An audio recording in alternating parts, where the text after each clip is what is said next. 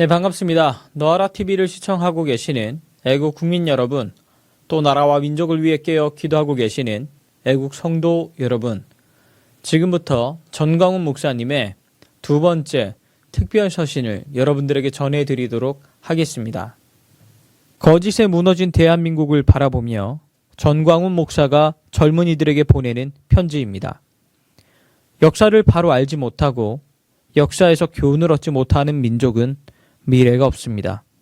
한국 현대사에 대한 좌파들의 거짓말에 대해서 말씀드리겠습니다. 첫째, 1945년 9월 8일 미군이 일본군을 몰아내고 대신 한국을 식민지시키려고 했다는 것입니다. 미군은 일본군의 무장 해제를 위해 일본군 항복 후 한참이 지난 9월 8일에서야 한반도에 진입했습니다. 소련은 1945년 8월 8일 대일 선전포고를 했고 8월 9일 곧바로 함경북도 웅기 지역에 상륙했으며 8월 13일에는 벌써 청진에 들어왔습니다.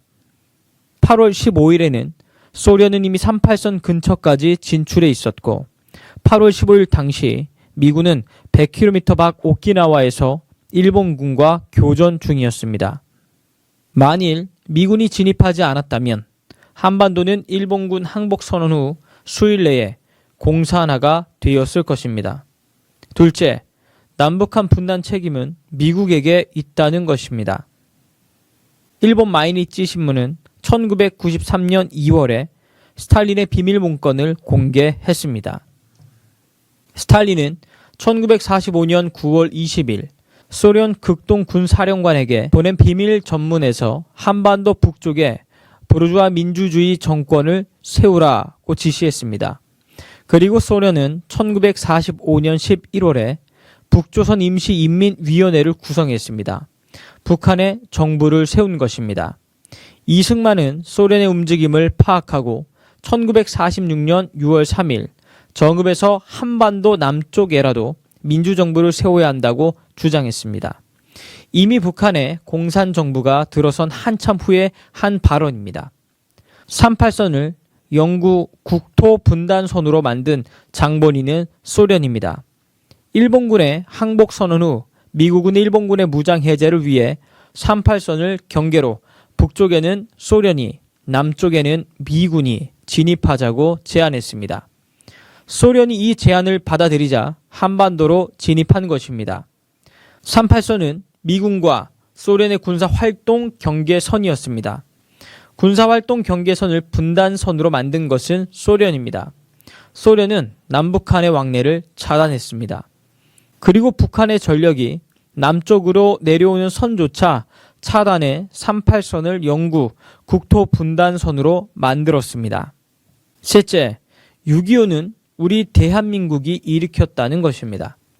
스탈린 기밀 문서에 따르면 김일성은 스탈린에게 3번에 걸쳐 남한을 침입할 것을 허락해달라고 요청합니다.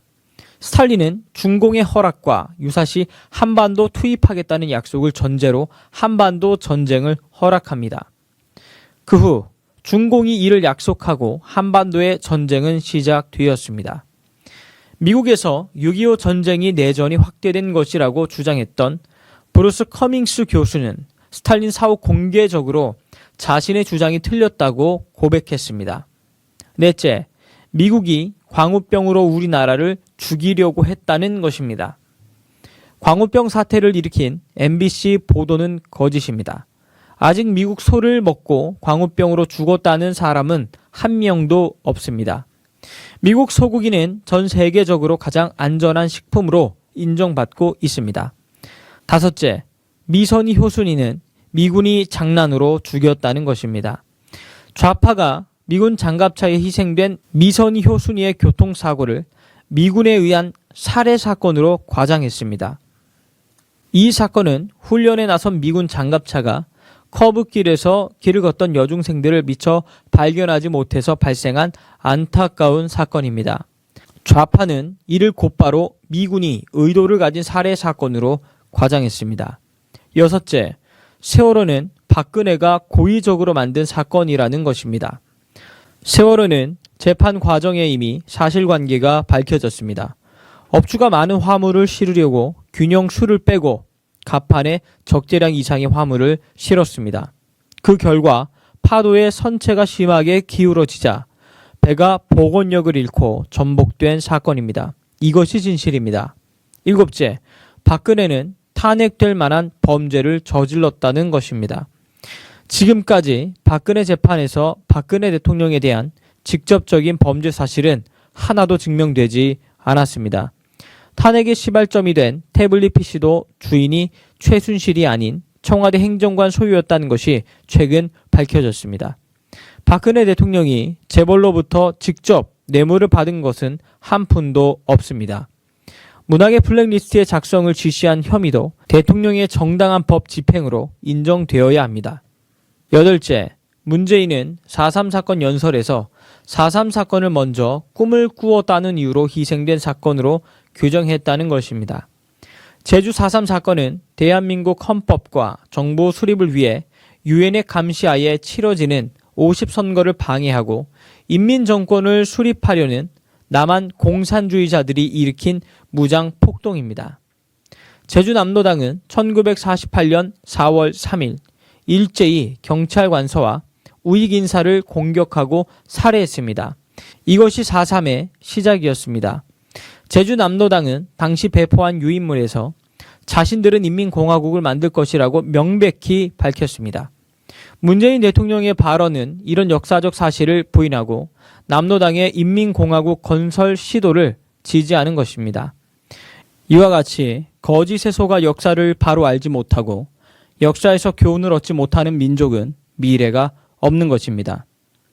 이제 거짓으로부터 벗어나 자유 대한민국을 바로 세워봅시다. 전광훈 목사 드림. 이로써 전광훈 목사님의 두 번째 특별 서신을 마치도록 하겠습니다. 시청해 주셔서 대단히 감사합니다.